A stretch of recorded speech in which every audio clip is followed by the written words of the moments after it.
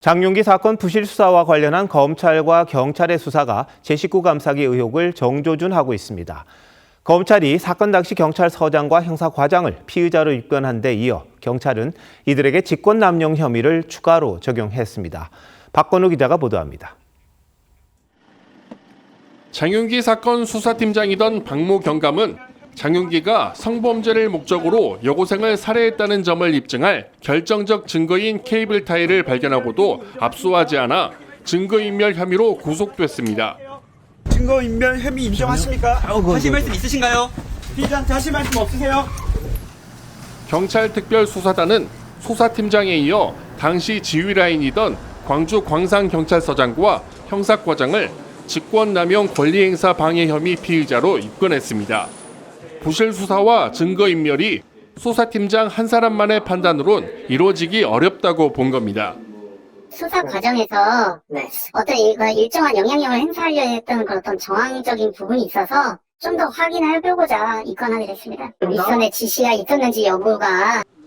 조직적 은폐 가능성에 무게를 둔 건데 검찰은 이미 이들을 증거인멸과 고무상 비밀누설 혐의 등으로 입건하고 당시 형사과장이었던 박모 경정을 어제 불러 증거인멸 과정에 개입했는지 등을 집중 추궁했습니다. 박 경정은 사건 이후 전보된 뒤에도 장윤기 사건에 관여한 것으로 알려졌습니다.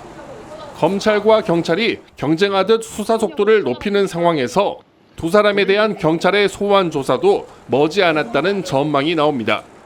경찰 특별수사단은 내일 오전 중간 수사 결과를 발표합니다. TV조선 박건우입니다. 장윤기 사건과 반대로 경찰이 사건을 부풀리거나 왜곡하는 경우도 있습니다. 최근 서울 영등포경찰서에선 자진 출석한 피의자를 밖으로 나오게 해 체포한 것처럼 꾸민 일이 있었습니다. 검찰이 보안 수사로 이런 사실을 밝혀냈는데 다시 한번 보안 수사권에 대해 생각하게 합니다. 안혜리 기자입니다.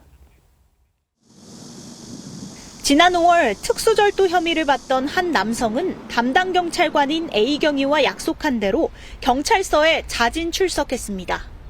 경찰서로 이동하는 동안 실시간으로 자신의 위치를 알리기까지 했습니다. 하지만 A경위는 남성을 경찰서 밖으로 나오게 한 뒤 인근 지하철역 앞으로 데려가 긴급 체포했습니다.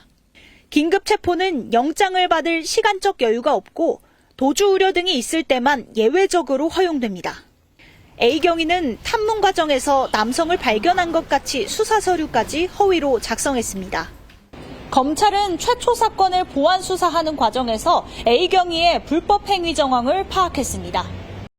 검찰은 절도 피의자로부터 자진 출석했는데 갑자기 체포됐다는 진술을 받았고 이후 통화 녹음과 CCTV 영상까지 확인했습니다.